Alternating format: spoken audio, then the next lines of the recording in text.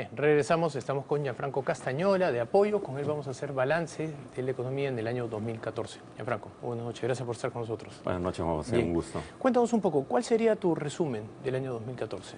Bueno, creo que es el año donde hemos tenido una performance bastante por debajo de lo que esperábamos y quizás el año más complicado desde el punto de vista económico de los últimos 10 años, con excepción del 2009, que sufrimos las consecuencias de la crisis del 2008, de la crisis mundial. Que era casi inevitable. Que era casi inevitable, ¿no? Entonces, si, digamos, sacamos el 2009, un poco la tendencia económica del Perú ha sido pasar de crecimiento 2008-2010 de alrededor de 9%, a crecimiento 2011-2013 de alrededor de 6%, a un crecimiento bastante mediocre el 2014 de 2,5%. Y este 2,5% tiene dos o tres tipos de explicaciones, yo diría tres: una que viene de fuera, una que es responsabilidad nuestra y un elemento que evidentemente no controlamos, ¿no? ¿Qué es lo que viene de fuera? Viene de fuera sobre todo lo que ocurrió en 2013, la caída de precios de metales, la apreciación del dólar, depreciación de nuestra moneda, la depreciación del sol tiene consecuencias positivas para la economía en la medida que le aumenta la competitividad, pero en una economía dolarizada como la peruana tiene consecuencias negativas en los balances de las empresas y de las familias. Ahora, cuando hablamos de la caída de los precios de los commodities, la fórmula económica más básica es P por Q. Si se te cae los precios, siempre puedes mantener, digamos, tu producción si es que has aumentado la producción en cuanto a cantidad, en la Q. Y en el Perú eso tampoco ha ocurrido. Exactamente. No ha ocurrido sobre todo por factores internos. Ya, ahí hay dos cosas, ¿no? Ya, es un buen punto, ahorita llego a eso, ¿no? Entonces, hay este factor externo que indudablemente, sobre todo por la depreciación de la moneda, tiene un impacto negativo en el corto plazo en empresas y familias que tenían deudas en dólares. Esto fue el 2013. Sobre esto se mezclan, se suman algunos elementos que ahí sí no los puedes controlar. Pesca, un año fatal en la pesca, donde la escasez de recursos ha sido el elemento principal, aunque también este gobierno tenía una política pesquera muy mala, que antipesquera, Sí. muy mala, que no se ha corregido, que si se hubiera cambiado quizás hubiera generado un efecto menos negativo. De hecho, algunas personas con las que he hablado del sector me dicen que este año no fue tan malo como pudo ser porque había mucho inventario del año anterior, pero que el próximo año ya no hay ni inventarios y parece que tampoco va a ser un buen año para la pesca. No va a ser un buen año, y cuando algunas autoridades dicen, pero el precio de la harina de pescado está a un nivel excepcionalmente alto. Sí, pero si no tengo que vender, ¿para qué me sirve ese precio? Y si el principal productor del mundo no produce, lo que probablemente ocurre es que el precio incluso suba. Y suba más, pero no tienes que vender. No por lo que tú dices, porque no tienes inventarios, ¿no? Y también hubo algunas empresas mineras que tuvieron problemas serios de producción. Por ejemplo, Antamina ha caído más de 20% de su producción, producto de minado de mineral de baja ley, que eso no estaba previsto. Es un tema que el Estado no puede controlar. Pero sobre eso ya vienen temas de responsabilidad del gobierno, y yo creo que están a dos niveles. Uno, primero, la caída o la mala performance de la inversión pública. La inversión pública, Juan José, se había pensado que este año crecería en 16%. 16% se hubiera dado un punto y medio más de crecimiento de PBI. Va a crecer entre 0 y 1%. Y ahí hay dos elementos que han generado esta mala performance de la inversión pública. Uno, primero, la corrupción de las regiones. Buena parte de las regiones, 6, 8, entraron en problemas de corrupción y se paralizaron. El gobierno no tuvo cómo reaccionar y esas regiones dejaron de invertir. Ancash, por ejemplo, la inversión de haber sido nula. Si yo fuese funcionario de Ancash no firmaría un papel porque acabo en la cárcel. Y ahí tampoco se trata de empujar el gasto como sea para... Claro. O sea, ahí lo que hay es necesariamente que paralizar las cosas porque peor es la corrupción a ganar 1 o 2 puntos de PBI en base a corrupción. Sería la razón incorrecta para gastar, ¿no? Y junto con ello, mucha ineficiencia también en el gobierno central para gastar. Cuando el ministro Castilla diseñó un plan de, creo que era 3.000 millones de soles en mayo, para impulsar el gasto fiscal controlado desde el gobierno central, pues de esos 3.000 millones de soles creo que se ha gastado menos del 20 o 25%. Entonces, la incapacidad del Estado peruano para gastar ha hecho que lo que hubiera sido una política fiscal contracíclica que hubiera podido paliar los efectos que hemos comentado, no se produjera. Porque hay que recordar que las políticas fiscales y monetarias no se producen en vacío, se producen sobre un arreglo institucional. Y si este arreglo institucional no funciona, definitivamente no es mucho el impacto que puedas tener. Y la cereza de la torta es la bajísima performance de la inversión privada. La inversión privada este año va a tener una tasa negativa probablemente de 1 o 2%, luego de haber sido en la década anterior el principal motor de crecimiento de la economía. Y la inversión privada tiene que ver básicamente sobre expectativas, y las expectativas están fundadas en lo que pasa en el extranjero, pero también, sobre todo, lo que pasa localmente, ¿no? Porque Sí. Colombia, por ejemplo, ha tenido el mismo entorno externo que nosotros, pero han tenido mejores políticas económicas que nosotros y, por lo tanto, han mantenido su tasa de crecimiento alrededor de 5%. Es correcto, ¿no? Y lo que pasa con la inversión privada es que en el caso peruano la inversión privada ha estado bastante concentrada en minería, que por todos los temas sociales, ¿cuántos proyectos mineros deberían estar hoy día produciendo? ¿Tienen ustedes el monto? Había en el 2012, si mal no recuerdo, 2013, un portafolio de proyectos mineros por cerca de 59.000 y pico millones de dólares. ¿Cuántos de esos 59.000 y tantos millones de dólares han podido salir adelante y cuántos están retrasados? A ver, te lo pongo así. ¿Qué inversión minera deberíamos tener hoy día el año 2014 ejecutándose como inversión y que no, está paralizada, por ejemplo? Podemos sumarlo. Conga, 5.000 millones de dólares. Debería estar en ejecución. O sea, no todo este año, obviamente, pero es un proyecto de 5.000 millones de dólares. Tía María, que se frenó hace 2 o 3 años, debería estar en ejecución. 1.200 millones de dólares. La ampliación de Toquepala, que se demoró por la inoperancia de las autoridades de Tacna, otros 1.200 millones. O sea, Michiquillay, ese era un poco más complejo, ¿ya? Que Yabeco demoró 1 año por tema de licencia social, que se ha hecho muy bien. Pero si todo se hubiera hecho más rápido, probablemente la decisión del directorio Anglo American antes hubiera sido ir adelante, después cambió la coyuntura. Southern Toquepala creo que tenía una ampliación también. Sí, la que hay que comentar, 1.250 millones que por las autoridades de Tacna después demoró. Están proyectos más pequeños como, si mal no recuerdo, Santana, que se paralizó. Se paralizó a fines de gobierno de tú García. podrías tener hoy día entre 10 y 20.000 millones, 10 y 15.000 millones de dólares de proyectos mineros que deberían estar en ejecución y que se han demorado. Algunos de ellos van a salir. Significan importaciones y sobre todo también gasto local, te mueve, salario, ¿no? te mueve la economía regional, ¿no? Entonces todo eso se ha paralizado y también se paralizó la inversión de infraestructura. Y la inversión de infraestructura ha ido lenta por 2 razones. Primero, parte de la inversión en infraestructura en Perú corresponde a concesiones. Entre el año 2011 y mediados del 2013, este gobierno no concesionó casi nada. Por razones solo políticas. en minería, esos 10.000 millones, tomando el número más bajo, significaría poco menos de 5% de PBI, 4.5, sí, una cosa así. Y ponlo que se ejecute en 4 años, medio punto, 1 punto más de PBI, quizás, ¿no? O sea, por lo menos en este año hubiera sido un punto y medio. Sí, probablemente, ¿no? Y súmale toda la inversión en infraestructura privada. La inversión en infraestructura privada tiene varias fuentes. Una son las concesiones, que es muy importante. Entre el año 2011 y mediados de 2013 no se concesionó casi nada. Temas ideológicos, en fin, lo que sea. Y de no concesionar nada, concesionaron todo en 3 meses y de manera, por lo menos discutible, ¿no? Claro, y lo que termina pasando es que entre que tú entregas un proyecto de concesión e inviertes el primer dólar, te puede pasar 1 año. Porque tienes que terminar de perfeccionar los contratos, tienes que salir a financiarlo, tienes que sacar permisos. Entonces, lo que se ha concesionado en ese bloque que tú dices, todavía no hay ninguno de esos proyectos que se haya invertido nada. Eso se va a invertir probablemente en 2015.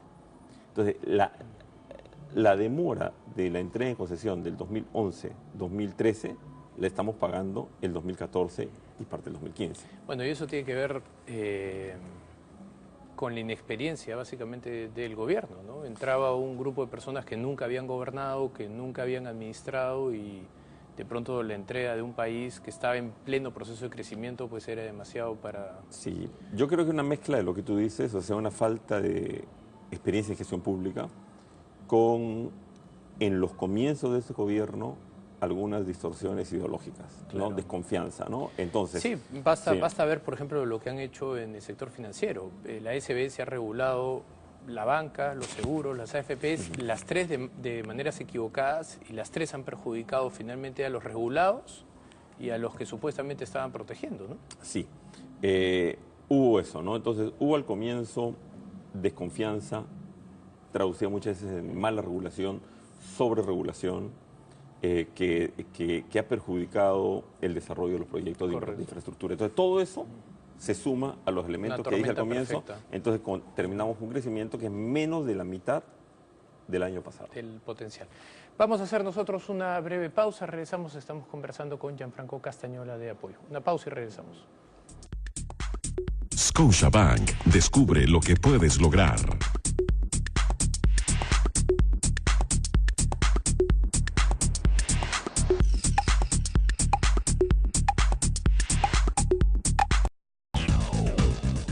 Bien, regresamos, estamos conversando con Gianfranco Castañola de Apoyo, con quien vamos a hablar ahora sobre las perspectivas de la economía peruana para el 2015. Gianfranco, habiendo hecho este balance, ¿hasta qué punto tú crees que los 5 paquetes de reactivación económica que se han emitido durante estos últimos 7, 8 meses van a tener un impacto positivo en el 2015? Yo creería, Juan José, que el más potente es el último. Porque el último lo que ha hecho ha partido del reconocimiento de lo que comentabas hace un momento. O sea, una política fiscal, digamos, desde el punto de vista teórico, pura teoría, cuando tú tienes una desaceleración de la economía, tú aplicas una política fiscal expansiva. Y es mucho más eficiente, en teoría, que la política fiscal expansiva venga a través de un aumento del gasto que una disminución de los impuestos. Porque parte de la disminución de impuestos muchas veces la gente la ahorra, entonces no regresa a la economía. En cambio, un aumento en el gasto va directamente al gasto. Pero cuando tú decides aumentar el gasto y este gasto no se ejecuta, no sirve para nada. Claro. Y el gobierno se dio cuenta de eso, el ministro Segura se dio cuenta de eso y dijo, oye, ¿sabes qué? Llegó el momento ya no de aumentar el gasto, sino de reducir los impuestos. Entonces, el conjunto, lo que ha hecho este paquete, y voy a contarte 3 o 4 cosas de él, ha puesto más plata en el bolsillo de la gente. Primero, la disminución del impuesto a las personas naturales. Más o menos 1.000 millones de soles más en el bolsillo de la clase media baja y de la clase media. Eso es dinero, es 0.2% de PBI. En términos de PBI es 0.1, ¿no? Sí, más cerca de 230.000 millones, 300 millones. Sí, es casi entre 0.1 y 0.2 en ese rango, pero es algo, ¿no?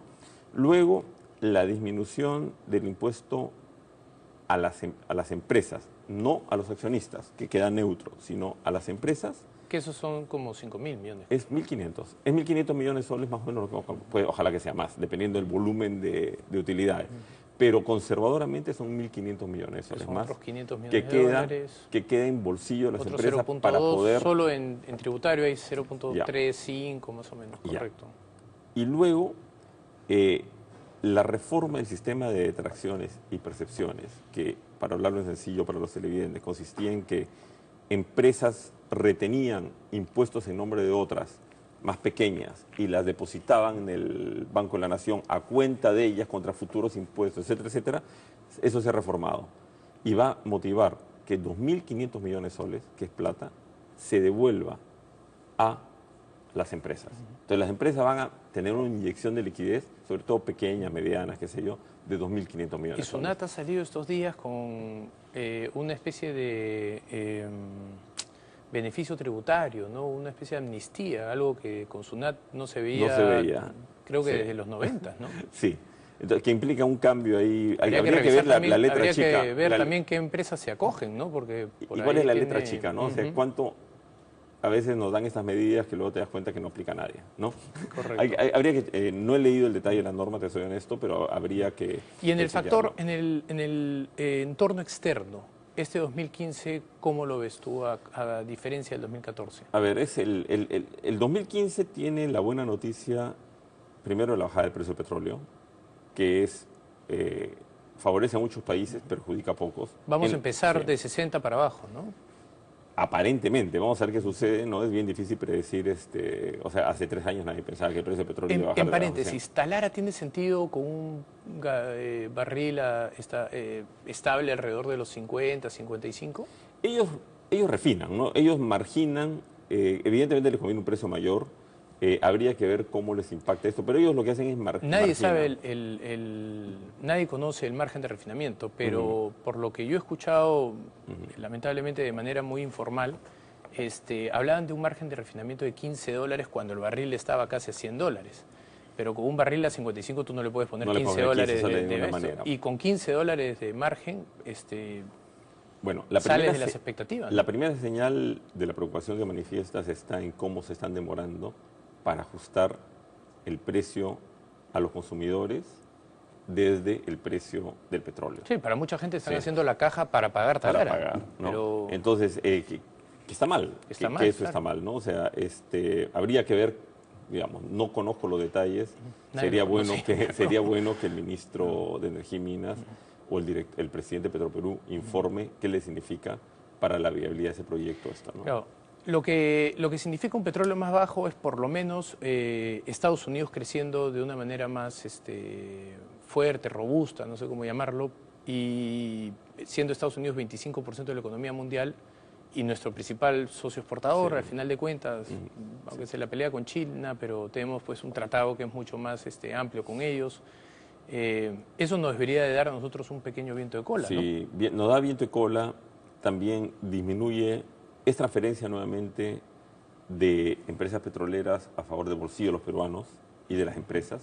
Vamos a tener gasolina más barata, es más dinero en nuestros bolsillos y menores costos para las empresas. Entonces, y Europa también podría beneficiarse. Por eso, salvo quienes se perjudican, los países árabes, indudablemente, Rusia, ¿no?